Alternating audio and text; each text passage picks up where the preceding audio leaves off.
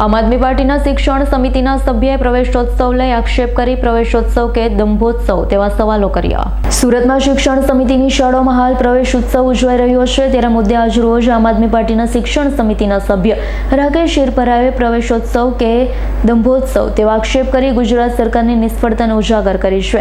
કહ્યું હતું કે ગુજરાતમાં 6-7 વર્ષના 1.39 કરોડ બાળકો છે, તેમાં 24% એટલે કે 33 લાખથી વધુ બાળકો શાળાએ જતા નથી। 2022-23ની સરખામણીએ 2023-24માં સરકારી શાળાઓમાં 1.30 લાખ પ્રવેશ ઘટ્યા, ખાનગી શાળાઓમાં 1.27 લાખ પ્રવેશ વધ્યા।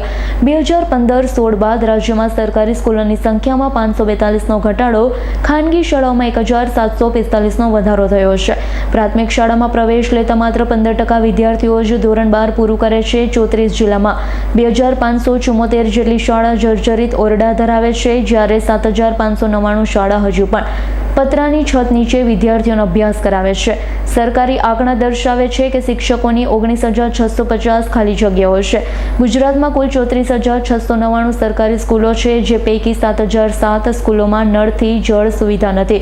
ગુજરાતની 6,332 શાળાઓમાં રમતના મેદાન નથી। ગુજરાતમાં 2,462 શાળાઓમાં માત્ર એક જ શિક્ષકથી કાર્યરત છે।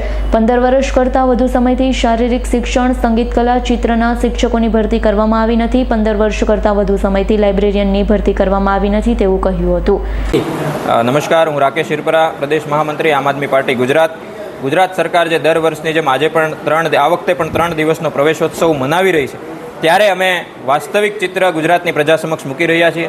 પ્રવેશોત્સવ મનાવી રહી છે, પણ છતાંય 1.39 કરોડ બાળકોમાંથી આજે પણ 24 લાખ બાળકો શાળા સુધી, 33% બાળકો શાળા સુધી પહોંચી નથી રહ્યા। 15% બાળકો એવા છે કે જે પહેલા ધોરણમાં તો પ્રવેશ મેળવે છે, પણ 12મા ધોરણ સુધી પહોંચી શકતા નથી। દર વર્ષે લગભગ 1 લાખ, 1.25 લાખ જેટલા બાળકો છે પોતાનો પ્રવેશ છે એ સરકારી શાળામાં પ્રવેશના આંકડાઓ ઘટતા જાય છે।